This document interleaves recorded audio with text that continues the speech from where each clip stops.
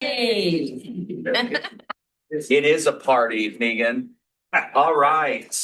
Good morning, and it's Hump Day. Appreciate a large crowd joining us. We had 64 register, which is a record. We have about between in person and on the Hollywood Squares. We're at about 35. So thank you very much for devoting part of your morning with us. For our lost for friends that are joining us for the first time, welcome. After this meeting, probably sometime after lunch, I will send an email with the attachments of what we discussed, a survey, as well as a recording link, so you can go back and watch or share with any of your coworkers that were unable to join us because work got in the way. So welcome to our first workshop of 26. I wanted to make sure, excuse me, that we touched on artificial intelligence and AI because that is the sexy term of 26 as it was in 25. I want to reiterate that this workshop is practical use, not theoretical use. And I am in no way, shape, or form an expert in anything. I'm still learning every day. These are some of the things I apply with my students in class. But this is just to make sure that we're using AI tools to be better and safer communicators. So, with that said, if you were familiar with what happened in October, at our board meeting, Regents adopted a policy on responsible, ethical, and secure use of AI. That was on the heels of an executive order signed by Governor Landry that prohibits the use of Chinese-based AI tools being used in public and private higher education. So really what this policy does is we're trying to give you a safety net to ensure that if when you're using AI, you're not undermining our data system security. Karthik and his team have been rebuilding our networks the last few months, and we want to encourage appropriate use. You have a lot of people in higher ed that say don't use it; it's bad. Well, they said the same thing about the internet 35 years ago. AI is not going anywhere, and it can be a really good tool, especially in helping us become more efficient. So I'm hoping you will get some of those tools in this discussion. And then I'm going to be on IT's good list with this next point. Never, ever, ever, ever, ever input any what they call PII, which is personally identifiable information. So that's social security numbers, birthdays, addresses, your full government name, phone numbers, anything that can be go back to you. Don't input any sort of school or institutional data, student data, anything that is not for public consumption. Because everything you put into AI, whether it's OpenAI, Claude and Anthropic, or Google Gemini or Copilot, you're training that platform on how to determine outcomes and patterns. So just be mindful when you're inputting stuff, and we have some prompts to help you build those responsible and effective ones. That way, you're not getting yourself in trouble. So the focus of this is just practical AI use for communication. So all these workshops, excuse me, is grounded in communication work and public relations.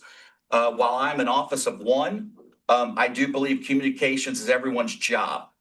We all communicate in some form or fashion, whether that's verbally through email, letters, memos, reports, text messages. Communication is an important tool for all of us. So with this workshop, we want to maintain those ethical guardrails, and I'm going to be using the guidance from my national organization, the Public Relations Society of America, throughout this. They are one of the only professional organizations in the country to have AI ethical guardrails for use. So I think you're going to find those really important. And then also maintaining human judgment and accountability. You hear too many stories in the news that somebody used AI and they didn't edit it. They just put in a prompt, copied and pasted the output, turned it in, and they failed a class. Oh my God, I wonder why. Because they're not editing or looking and putting in that human element. And then ultimately, they're the ones held accountable at the end of the day. So, what is this workshop? It's practical. If you were into the workshops in November, it's hands-on. I take a teacher approach. We will have fun exercises. This will not be me just talking for an hour and a half. Again, grounded in professional standards, and it's focused on daily communication because we're always communicating daily. I'm sure many of us have gotten communications from other people and we read it, we're like, yeah, that was AI generated. It doesn't have to be that way. It can help you. It's a framework. It's step one, but ultimately you're responsible for editing and accountability. So this is not a technical or coding session. Again, I may have a PhD, but I am proof that anybody can get a PhD. I'm not going to get into coding. I'm not going to get technical. It's really high level, and it's all about accountability. But too many people, if you're on the internet, you see they talk about using automation to help their life, but they're not being held accountable for what it automates. And then this is not going to be a replacement for responsible judgment. We work for an entity that is highly respected in the state and across the country. So it's imperative that we use the best professional and sound judgment possible. So contrary to belief, our robot overlords are not here to take over yet. I think they have tried and they have left us, so maybe they will come back. But AI, for the most part, is predicting patterns based on data. Humans are the ones that are training these AI models. And for the most part, these AI models are trained on data up to October of last year. Some of them may be updated to February or March of this year. It is not in real time, like say a Google search engine, but everything is moving towards generative outputs on search engines, and you have to optimize what you're doing. So it can generate content, but it doesn't understand meaning or context. Remember, we're human. We can understand context. We can understand the content and the meaning, but this is a computer. It is two-dimensional. It does not understand what it's doing a lot of the times. And then it reflects the quality limits and biases of the inputs. It flat out guesses. It does. Again, I said I put in a bio, asked for bio Yep. for me. It said I had a PhD in English. And if you remember, Tristan did an exercise about a year ago with the board, and it said, give me a bio on Dr. Tristan Denley. And there were 3 or 4 places where it made up stuff. That's what it did for me. Now, since then, it will pull from the internet if you do deep research, but it depends on where those sources are. So if you're not highly visible, it's not going to go really deep into the netherworld of Facebook. I think it looked across what my job title was and made the assumption that people in this role have this. So last night in class, we were talking about the algorithm on social media and TikTok, and the algorithm is just a French word for AI. So the algorithm is guessing and predicting patterns based on past behavior. So AI is guessing patterns based on what you input. So the more you use it, the more it predicts what you think you want to see. And then the board starts to think about what you want. So AI assists, but humans decide. AI is a teammate. It is not all the people that you hear that are firing large swaths of staff and replacing with AI is a massive mistake. They're going to be hiring humans back within a year or two. And in some instances, some have because they realize that there are limitations to what it can and cannot do. It doesn't have empathy. So that's why it has to be a teammate. You have to do it together. And the Taco Bell drive-through, it does not know how to. No. It does not know how to do certain things without being. Well, and then They don't want the real deal. If they know, I don't want the real deal. right, and then taking a point off of that, if you go to a website and they have like a little chat bot, all of that is AI generated, but it only knows so many things. Right. It's simple answers because if it's a complex question, I've got to put you to a human, and then after that, are you really talking to a human? So writing and editing tools, Grammarly is AI. Yes. So, one thing my kids have seen in junior high and high school is that if you put something into Grammarly and it edits it, which is great because I miss a comma or two or Carrie's busy and I'm like, I need to get this reviewed quickly. If you copy it and paste it directly without clearing the formatting, it will be flagged for plagiarism. Yes. I've heard stories from my daughter at Zachary High that happened with classmates, and my son in middle school has said the same thing. So image and caption generators. So if you use Instagram, Facebook, PowerPoint, they have AI generators built in that will generate a caption for you, or alt text. It's not precise, but it's a starting point. I think the biggest thing I've had in terms of accessibility is alt text, trying to figure out what fits and what doesn't, but they will generate captions for you. AI also does analytics and audience insights. So the emails y'all get from me on Friday. Yes, sir, BT. All right, so I wanted to go back to that point before you kept going. Yeah. So you're saying if you could put an alt text in it and that prevents it from being tagged as plagiarism? No, so the alt text, so say in PowerPoint, there's that accessibility, and this is a good segue to February's workshops. When you click investigate in PowerPoint or Word, any Microsoft product, it'll flag what doesn't have alt text. So when you click an image or a graph, most of the time it'll auto generate and it'll say, Description. and it'll say AI generated. And then you can either edit it or you can approve it as that's the text you want. Okay. So going back to Grammarly, say if you were to put in, you're a college student, professor, you put in like 5-page paper. Right. You're just doing it to make sure the commas are right. Do I have split infinitives? Yada, yada, yada. So if you take the corrected version and copy it and paste it directly into Word, and a teacher were to run one of those plagiarism checkers, it's going to be flagged. But if you clear the formatting, it's the little eraser button, it will get rid of all those tags. Might have to show us where that erase. Yeah, I can show that for sure. There's an article about it. Yeah, I was gonna say, I saw the story about it this morning, Yeah. so At LSU. my initial thought was, You were just. is it possible that these students weren't really? Well, and the thing that I've learned is that the Turnitin and the other checkers through Moodle are accurate. That is Are You or not? are not. Or not. So you cannot, so I don't use it for any of my assignments. I read them because all of them could be flagged. I'm like, Right. that's not, because I also want them using AI and Right. how to build those Well, that tools was my thought. effectively. I was like, I hope surely there are checks and balances that professors can use to make sure that it's. If you're reading it based on what you've seen them write before, you should be able to tell. But the Turnitin stuff, those apps aren't effective. Yeah, so but I over comma. So if I don't continue to over comma, it'll be flagged that, oh, I must not have written that because I actually took the time to run it through one of these things and said, oh, remove these commas. As long as you clear the formatting, you should be okay.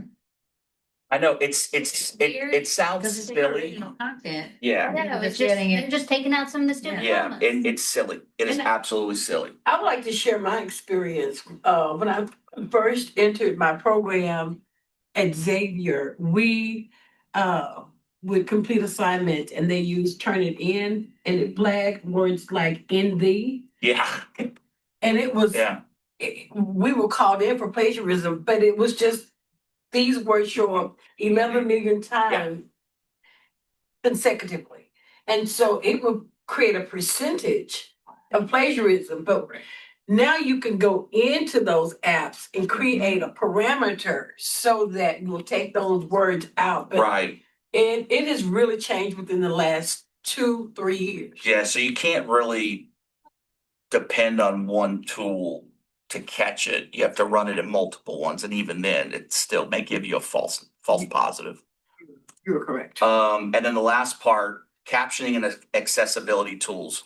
So on YouTube generates captions. Oh, that's AI. Facebook, if you post on Instagram Reels, the caption possibility, the captionability, That's AI. Now, is it always accurate? Is Siri AI? Not with- 100%. Yes, serious. Siri. It's probably the Not first understand the AI way we I knew. thought. Well, Siri does not understand Louisiana accent. No, Um, not. now- You gotta get a text now from with the office that- It now- doesn't do more. Now with that, Apple moving forward is using Google Gemini Oh, I know. Oh, to really? power Siri. They announced that earlier this week. So the overlords are coming quicker than we anticipated. But the point of this slide is we're already using AI and we don't even know it. AI just became that sexy term 2 years ago, Yeah. but it's been around for a decade. So as far as the captioning, well, not captioning necessarily, but like, this is really it. The note taker, Uh-huh. you know, I know there's Otter AI and Yep. other, and some people use them, some people don't, and I don't know what the office policy is regarding it, if there is a policy, but. For meetings, we turn it off because that will create A record. a record of a meeting and then that flags public meeting law. But is there an approved, I guess I'm wondering, because like they're helpful and like the people that, like the outside people that we use and SOBA, for example, they'll do it and after I get a summary of the meeting, I'm like, this is so helpful. Like, is there an approved product that we'll ever get to maybe like office-wide usage that could help us with capturing notes? We might, I mean, in Zoom, it'll create a transcript. I don't know. I think it's a gray area that we're still trying to figure out. It's more about the fact that like what you say is going to be on the record. Yeah. Therefore, if you Yeah. receive a public record request, typically when you're in a meeting, you can say what you would Right. like to say in a way that, but Right. do you see where, so it's like, at the end of the day, you know, you can use the Zoom record and like, you know, just be mindful of the fact that everything, if it's being, especially if it's being transcribed, Right, when a public record request happened, that's something that could come up. right. So I mean, in theory, they could wanna FOIA this. Or just hire more people that do shorthand and give them a job. Stick So everybody you, else. if you wanna get some stenographers in the Yeah. corner? Just joking. So what about That's the only way to avoid it. Right. not part, Like. the others join a coming, that you're Yeah. joining and then they put it on, how do you bridge that? You have to ask them to turn off all AI. You have to ask him to turn it off. I say, she said this is just for you, this, my Nash thing, this is just for you. So it's a summary of our conversation. Yeah, And she hands it back to make sure that whatever notes I took Mhm. align.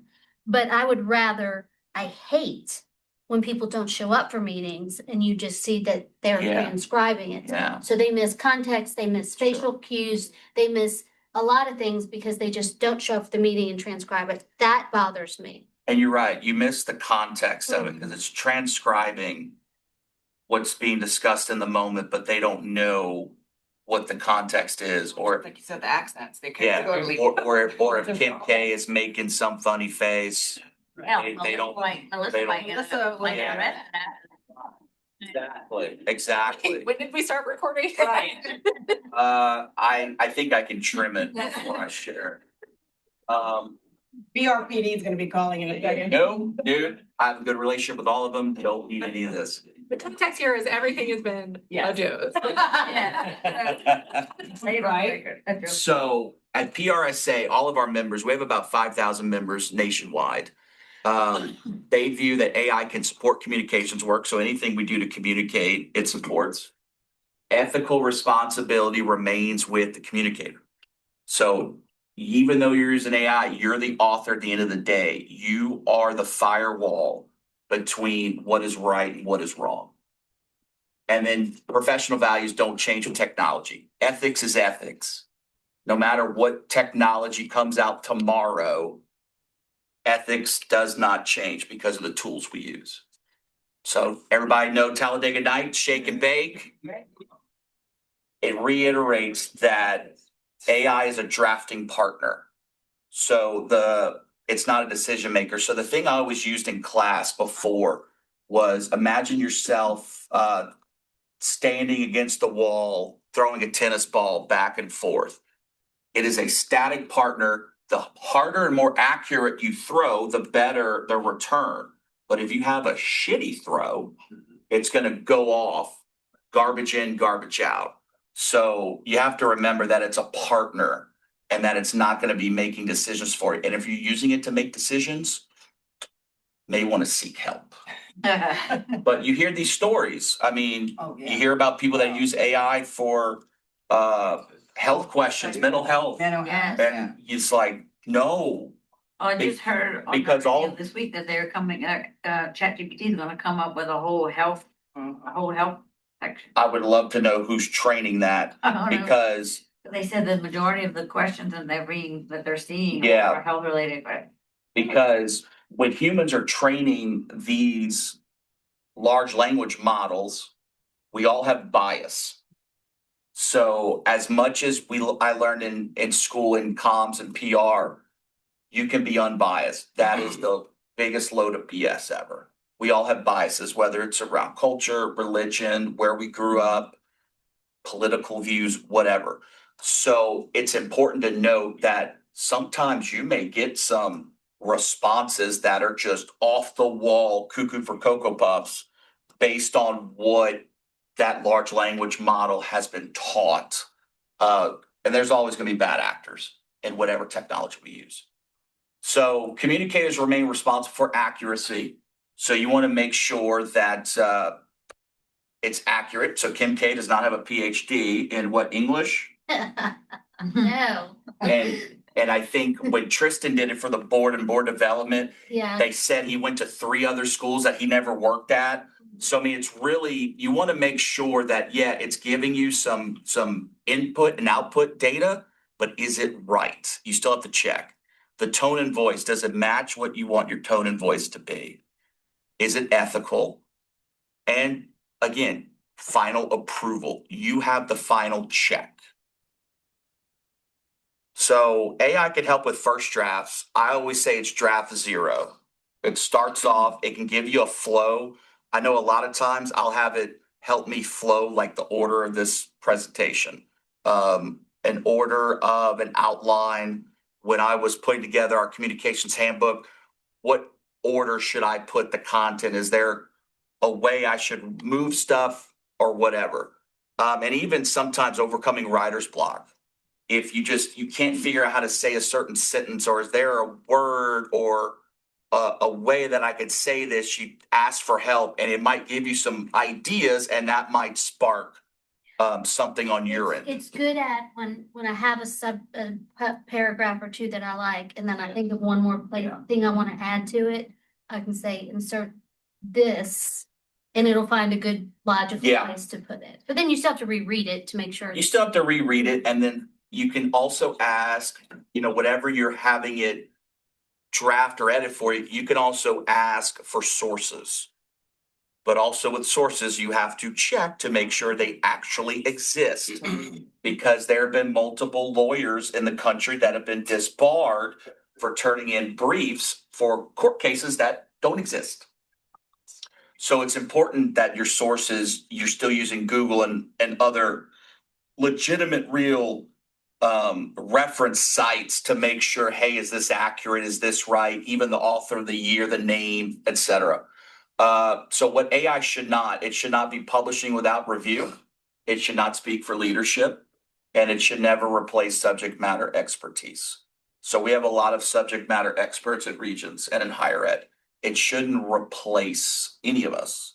However, it could help us maybe think clearer, maybe be more concise, maybe polish some things, or help with the structure and flow of content. So editing and refinement, improve clarity, adjust tone, jargon. For those of you that were in the first workshop last year, reduce your jargon, tighten length. You can put word parameters. Say, hey, I want this, but I want it in under 150 words, or I want this between 75 and 100. You can put those constraints. Clarity and accessibility, plain language summaries. So what's the average reading level for an adult in America?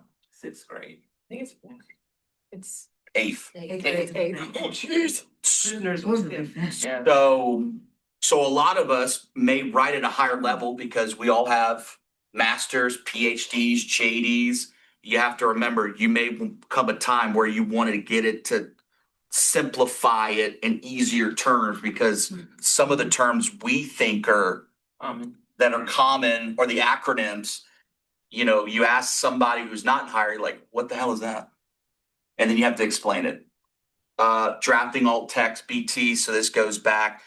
So this will be in the next workshop in February, but as hopefully many of you know, we have new websites. We're in the process of getting two new ones.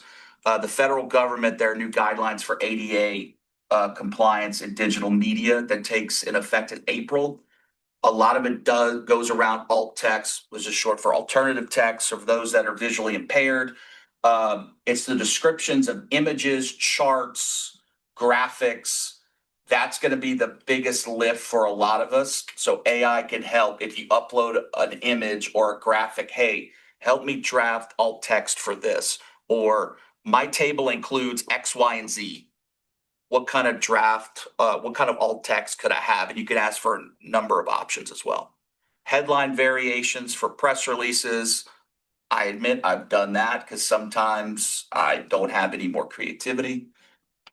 It can help you ideate, generate angles, suggest headlines, themes, draft content calendars, which is actually one of my assignments in class later this semester. So it can give you more options, but it's not going to give you final answers. So it's going to give you maybe a draft roadmap in pencil. It's not all colored in and pretty, but it can help you navigate and give you options like, oh, I like that. I didn't think of that. How can I build upon it? So it's always a good place for ideation. And there has to be guardrails. So before ever using AI assisted creative content, ask, does it sound like us? Is it appropriate for the moment? Is clarity stronger than cleverness? I had this conversation last night in class. Too many people want to be clever and funny in the moment now, rather than being clear in their messaging. So is it appropriate for us to post this right now? Does this sound like the tone of what we typically write and share? Is it clear? And should we go with clarity over cleverness? And would I defend this publicly? So how many Star Wars fans? Not Star Wars, Star Trek. They're all the same. Any Star Trek fans in here? I know of it, but. Okay, well, Old school Star Trek. so we know who Spock is. Yes. So PRSA came up with a 5-step process called Spock to help write ethical prompts. So you have constraints. I'm going to skip that.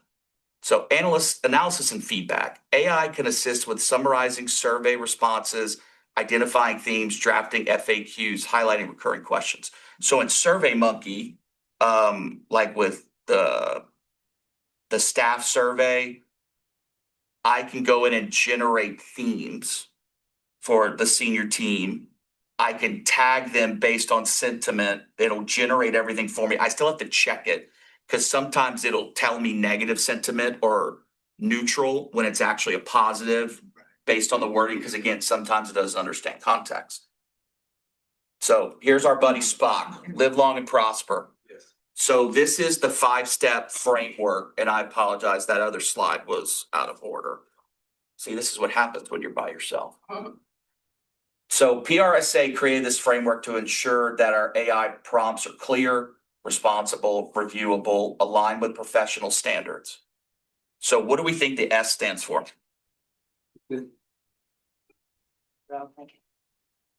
Source. Source, okay. But close. Okay, not wrong. So the source is not the decision maker. That's something to remember. What do we think the P is?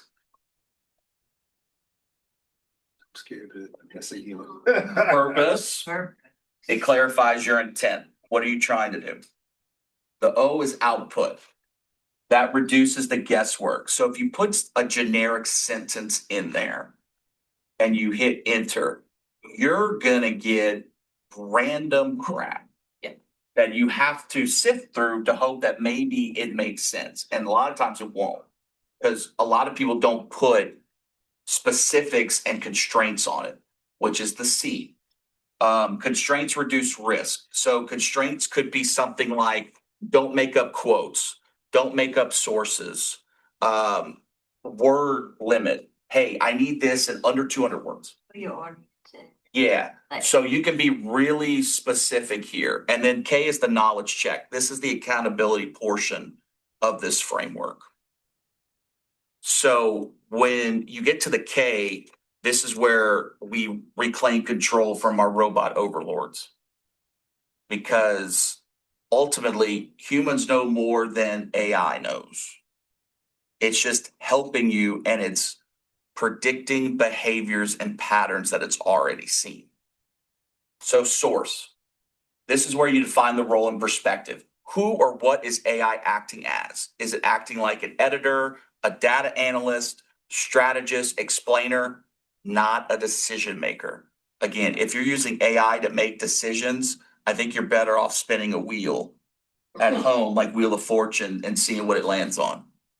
So an example, and again, everything's gonna be grounded in communications. As an example, you would start it with act as a communications editor, act as a data analyst, act as an early childhood educator. So there's gonna be specifics that you want it to do, but you have to tell it what you want that source to be. Yes, sir. This is the same as when we're saying you're setting the persona? Is Yes. that the same thing? Yes. Okay, all right. Yes, sir. So moving on to purpose, you want to state the task clearly. What needs to be done? Why does it exist? So for example, you want to rewrite this email to improve clarity for your audience type. If your audience is university presidents and provosts, if your audience is rising high school seniors, if your audience is soon to be college graduates, young alumni, this is where your audience type becomes really specific. Output, specify what you want back, length, format, tone. So the example I have is provide a 150-word draft in a professional neutral tone, which everything in Board of Regents is neutral because we're purple. We don't play either sides of the aisle.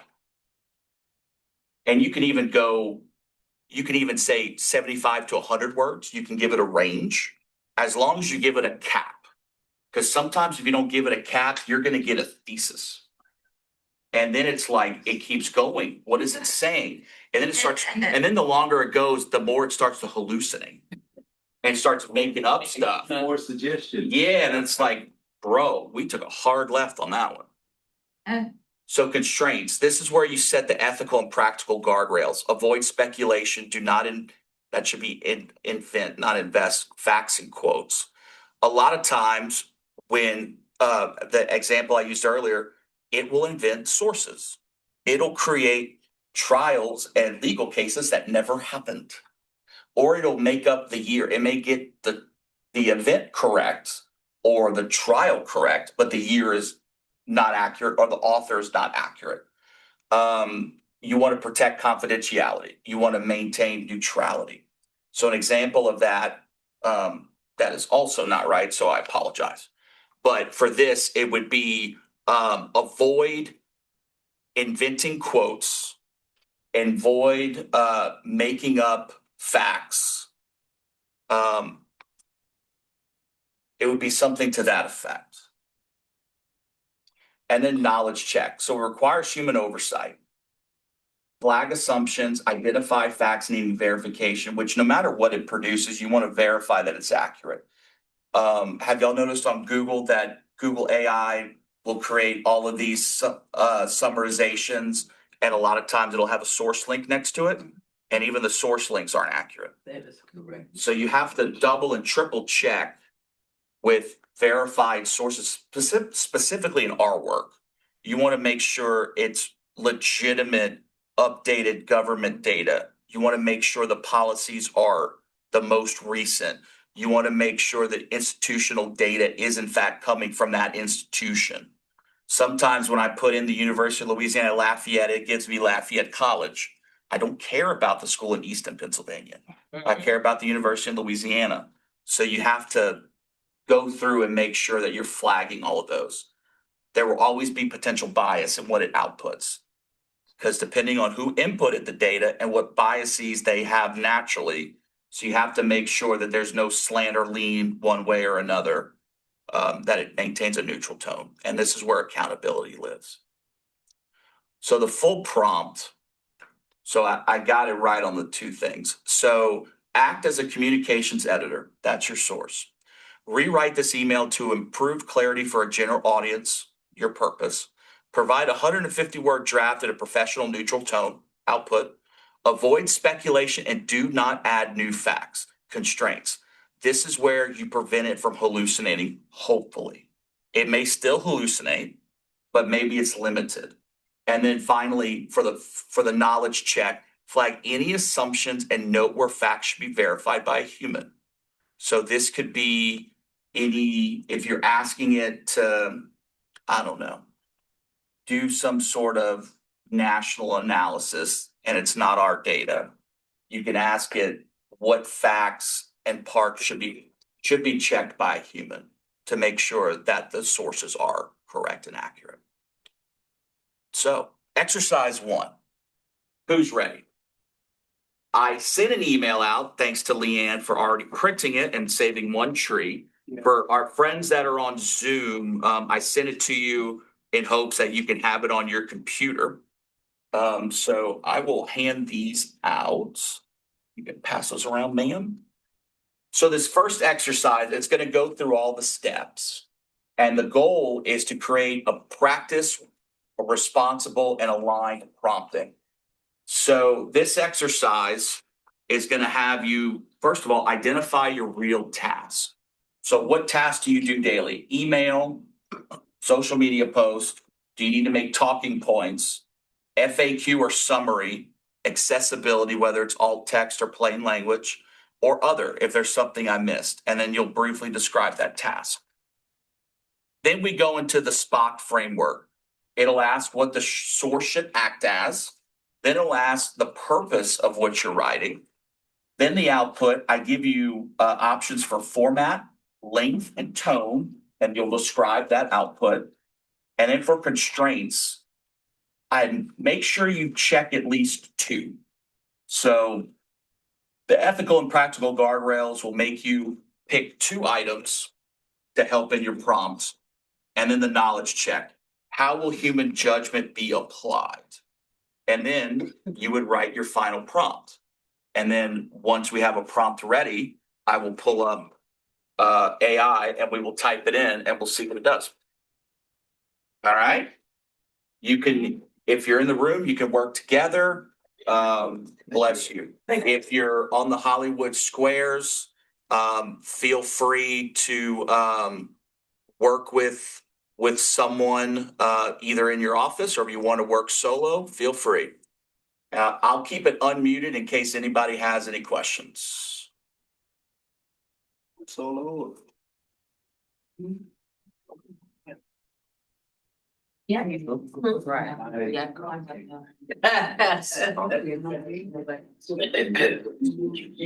So do you generate emails? That's great. That's what I asked. Okay. Briefly describe the task. Yeah. I don't know.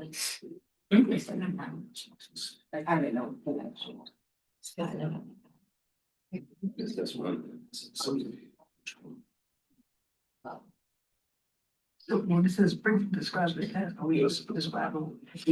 I also want to reassure all of you, there is no perfect answer. So don't stress yourself, Kim. Now, quick question on this one. You say. BT, what's up? You briefly describe the task. So you would say, This is, if I check email, just say, okay, this is what I do when I'm emailing schools. yeah, Okay. Okay. So just tell what you're doing. Okay. Like I send out communications to the schools and, okay, Yep. I got you.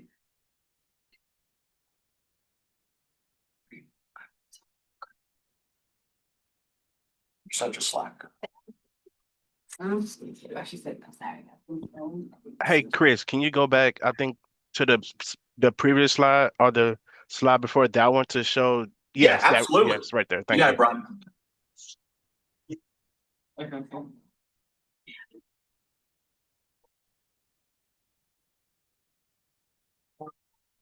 the data and so forth. Yeah. I mean, and you can do that.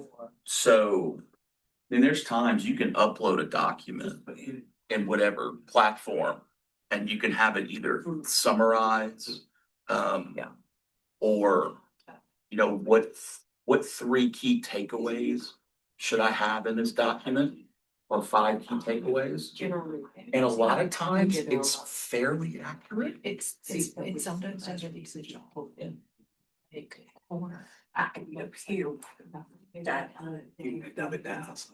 Only summarizes. And there'll be times like if there's like 4 or 5 major stories, national stories, I'll have it, and if I can't get to all of them, like, hey, I'll maybe summarize this and I'll go back and skim it to make sure it's. Yeah. So I'm supposed to be doing. You can if you want. I'm gonna finish reading. I appreciate that. It'll make sense.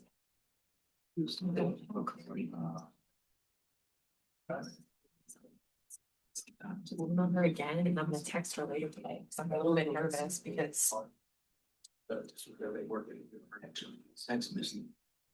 No, but I'm gonna wait to hear from her first.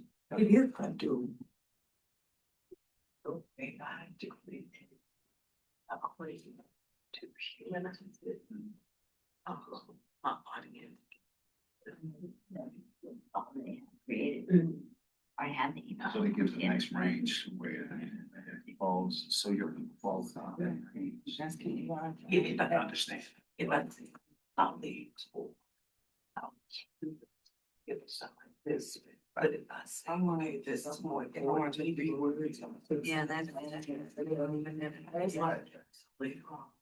What's the difference? Plain language editor, it's more helping you with the language of them instead of just editing or. Simplify. Yeah, you want to simplify, because I mean, in Yeah. higher ed, I Yeah. mean. Yeah.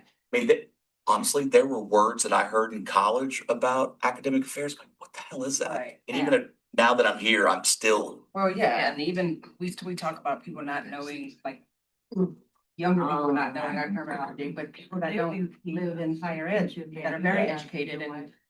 and I think something like this becomes helpful with parents. I know I've shared with Shane and the law school group. I've been in the senior and junior parent meetings in high school, and the amount of parents that don't understand some of the terminology. And this could help. This could help simplify for multiple audiences.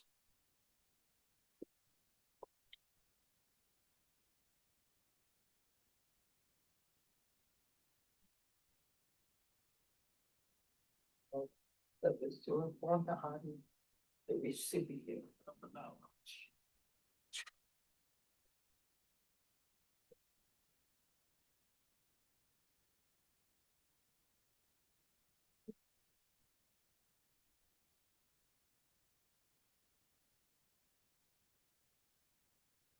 Who do you have as your source, Allison? No, I guess I'm just skipping the gun. I'm doing sort of, I was doing great in that. I said, writing an email or doing on the coordinator to invite them to. I was going to, for much the end, I think. Okay. All right, so who would you want it to act as? To act as an assistant in writing. Okay, so I wanted to. So do you want it to act as? A communications editor? Well, Yeah. so yeah, you can use that. And again, everything I use is grounded in communications and PR. So you can use it as a communications editor.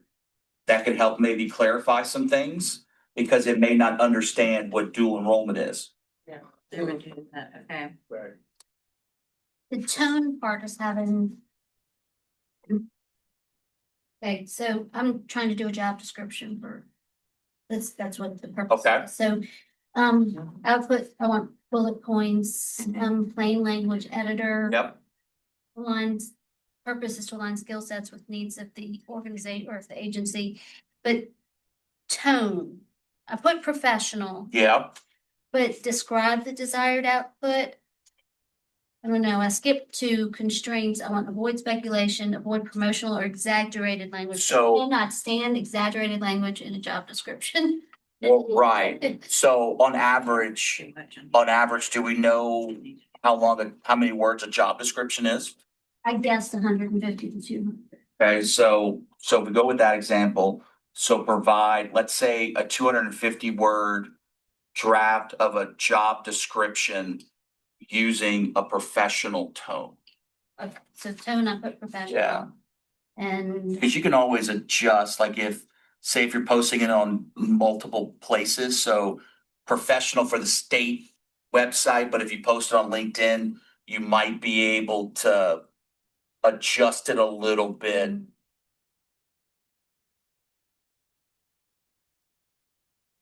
I guess I want to note potential bias or loaded language. Yeah. Does that make sense? So for constraints, specifically for a job description, I want to, the constraints I want to avoid promotional or exaggerated language. yes, And avoid speculation. yes. With knowledge check, I want to note potential bias or loaded language. Yeah, do that and then probably highlight areas needing expert review. Because for a job description, it doesn't know who the hell you're hiring or what you need, but you do. And so there might be some specifics you have to put in there, whether as required by state law or required by Regents policy. There may be some boilerplate language we have to add in there. I'll give everybody 2 more minutes. I don't know, meeting, but I love attending. I've never asked it, to include the website too, like the CTEP application or. And with the website, so you would have to say like the paragraphs you have on the CTEP page, we would have to copy it, put it in. So like you can't just send the link. Right. You would have to copy it and see if it simplifies it, or how can we better condense this? Or how can we better with the tone, and we can give it that word count, cap it at 200, put it in bullet points. That way it's somewhat easier. So I told her. That's what I kind of did with our application revision, is to take out the law language. Yep, Make Yep. it simple for the audience, which is designed for like patriots. yep. They don't need to know the law. It's just like, hey, here's, So it here is what it is. comes up about how. It's the certification you need, signature you need, get the checklist. Boom. But if it doesn't align to our specific. Yeah. Then All right, so I know some of y'all may still be working, if you're joining us via Zoom.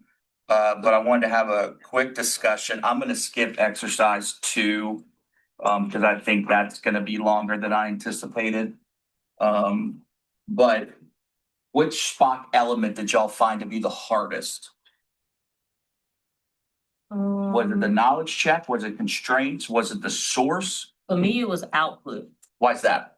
because I like my output to come in various ways. Like I like paragraphs, but I like Sure. to break it down I like bullets and paragraphs. So Yeah. with that, it was a little difficult for me.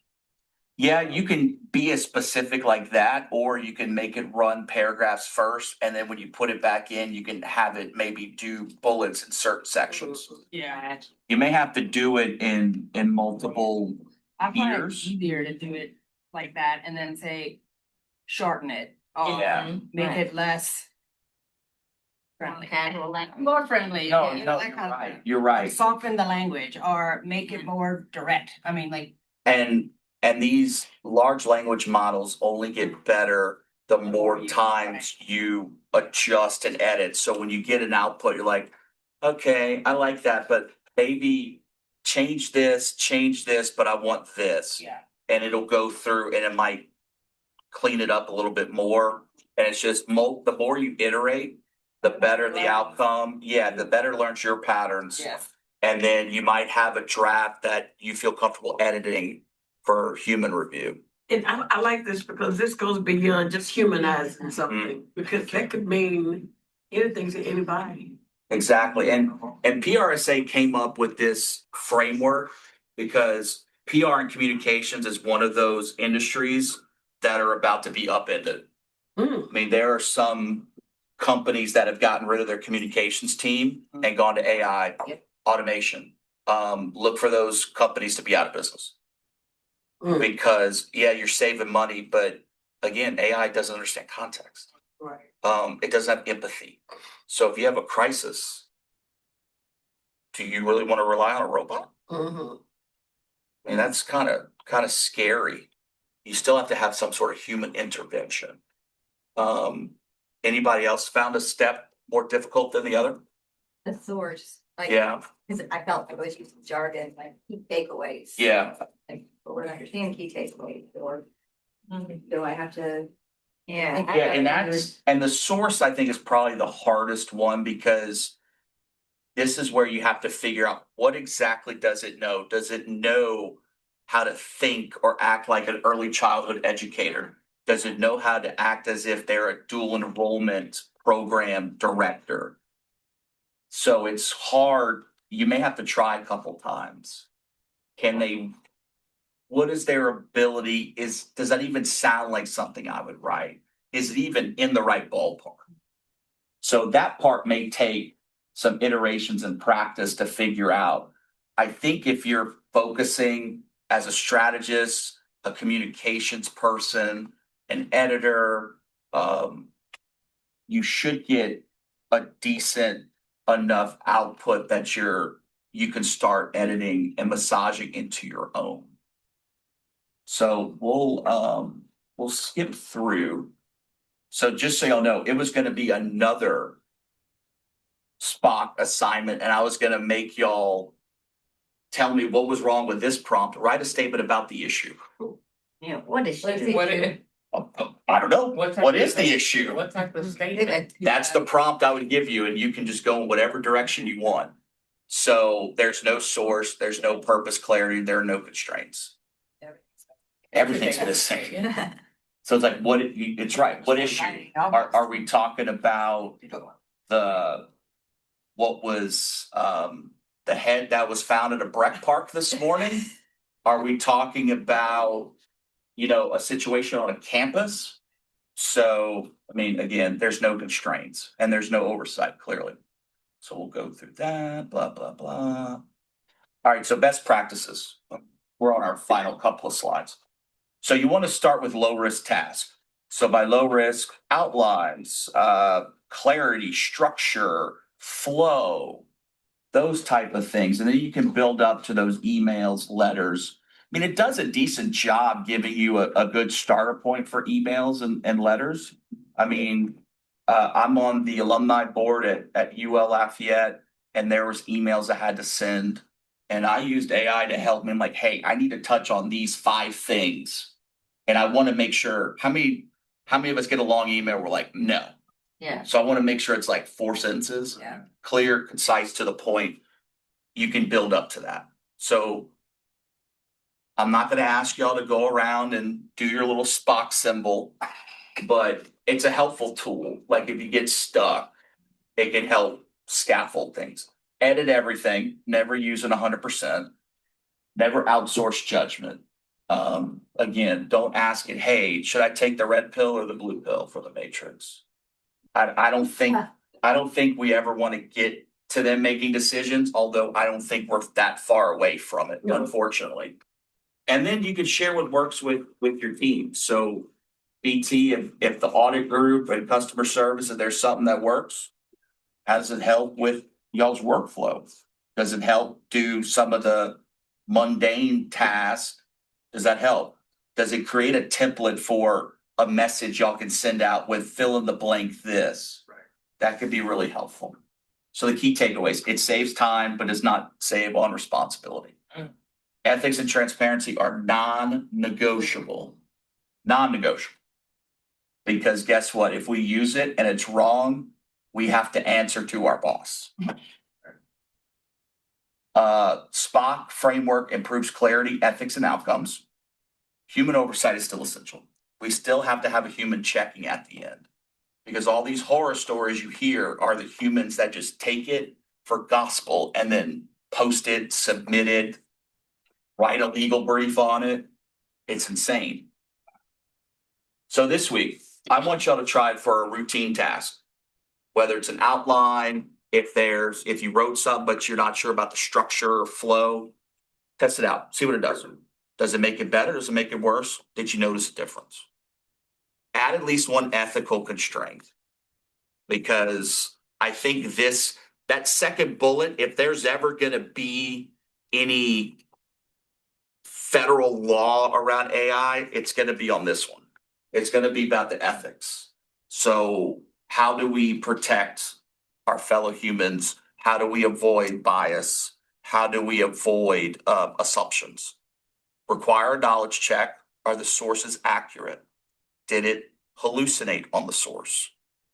And then reflect on the difference. See what you wrote, see what it outputted, and then edit what it did and see, did it make it better? Does it make sense? Go back to that for a second. So Yes, when ma'am. you say require knowledge check, Yeah. so you're gonna ask it like to do a knowledge check? And so Yeah, whatever you're gonna ask it, they were giving you a made up something beginning, what Yeah. are they basing the knowledge off, check off of? well, that's gonna be something, so say if it hallucinates, if you ask it for a source, like, hey, I need something about this, but I need real higher ed sources.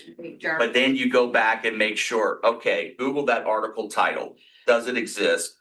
A lot of times, one part will be right, but say the page numbers are wrong, or the issue and edition is The wrong, date. or the Yeah. date is incorrect Yeah. by like a year, a Yes, decade, or two.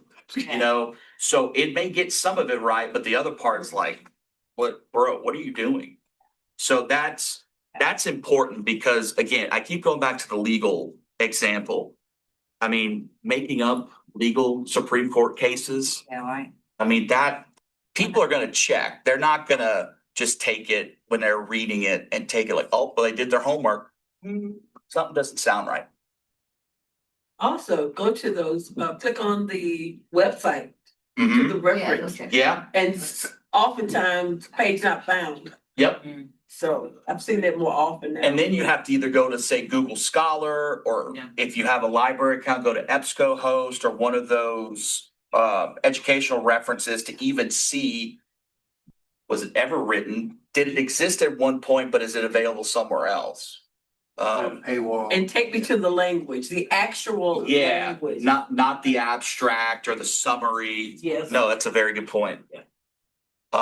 So last year I crammed 4 workshops in 3 weeks because I was a crazy person.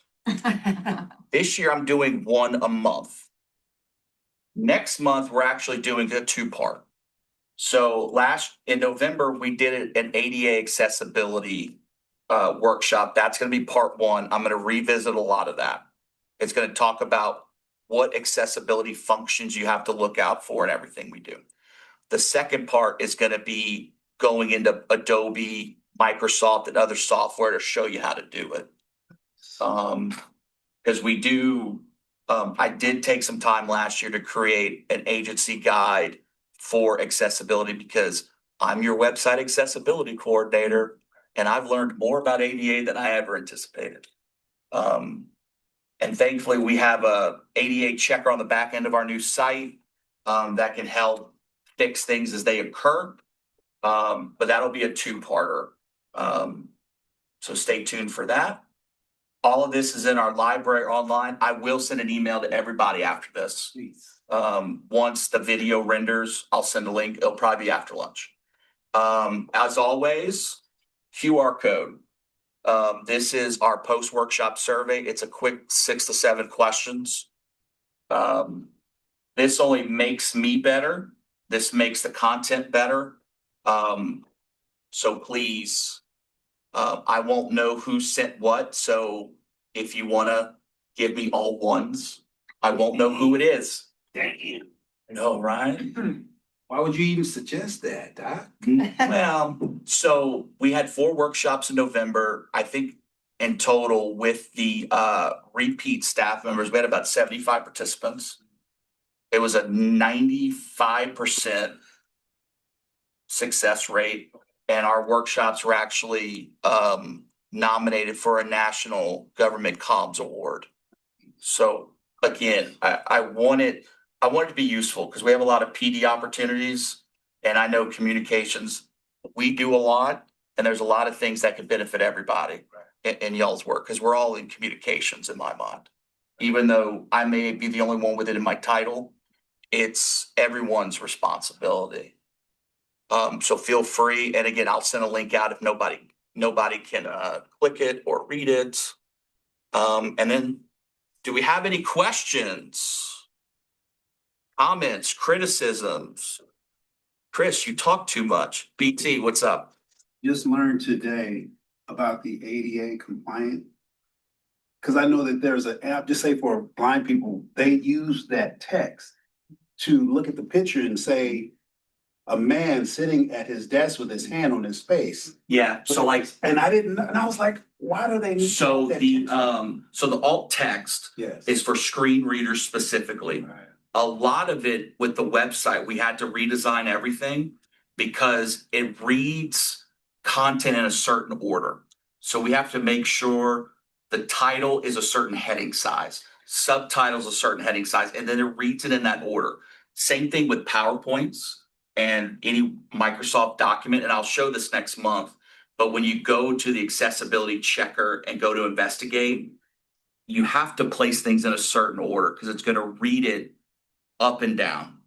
So you want to make sure that those that are visually impaired have the same experience as those that don't need a screen reader. And then even with, we have to make sure if we have videos on the site, they have to be closed captioned. YouTube, thankfully, auto generates it. It takes a while. For the most part, it's fairly accurate. Zooms is fairly accurate, but there's still some times you have to go in.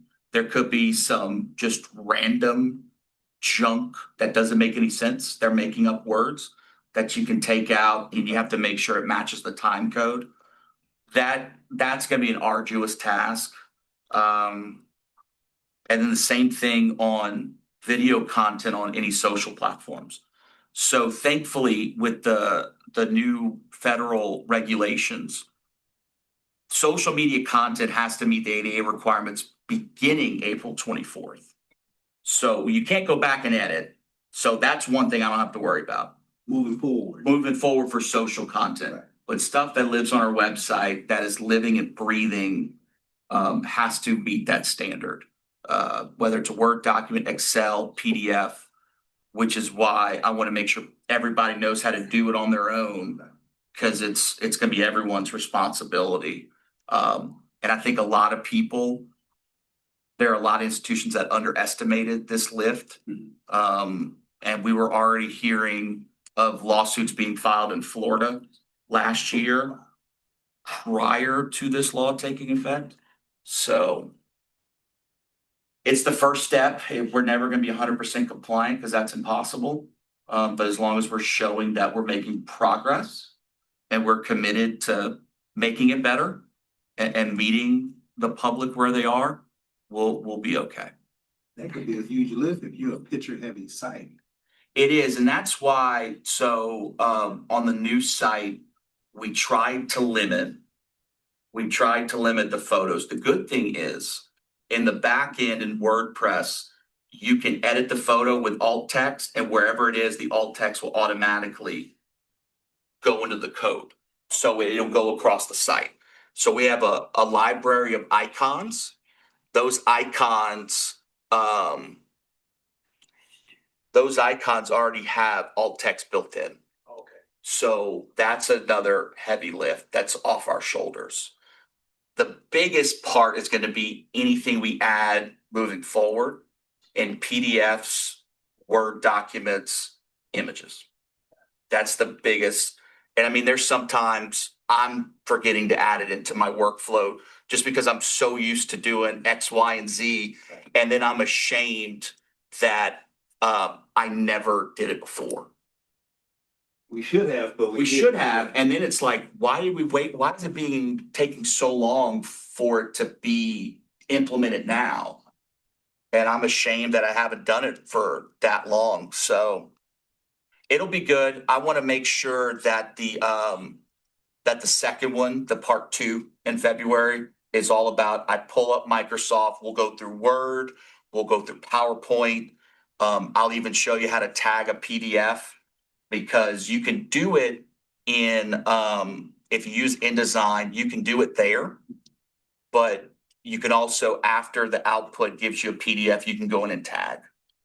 And that can help you. And then it also goes back to metadata on photos. Because if you have the metadata, it should automatically produce that alt text. So it's just stuff to add to our workflow, but we'll get there.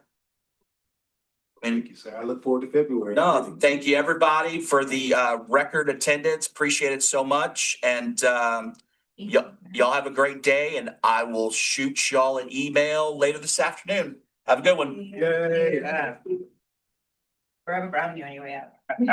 Thank you for the brownie. Brown.